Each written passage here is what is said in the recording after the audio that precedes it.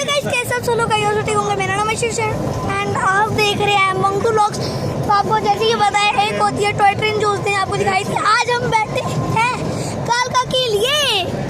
तो छोटी ट्रेन है, तो आप देख सकते हैं बाहर का नज़ारा है। नीचे से हाईवे दिखता है, आप देख सकते हैं। तो गाइस बड़ा अच्छा है, ईटी बना हुआ है। गाइस सारी धुंध नहीं है, बादल है। ओ माय गॉड, सारे बादल है। ये ट्रेन के अंदर ना आ जाए बादल। ये देख, ओ माय गॉड, ये सारे बादल हैं। मैं बादल को छू सकता हूँ। ये हम देख सकते हैं, वो सारे बादल हैं।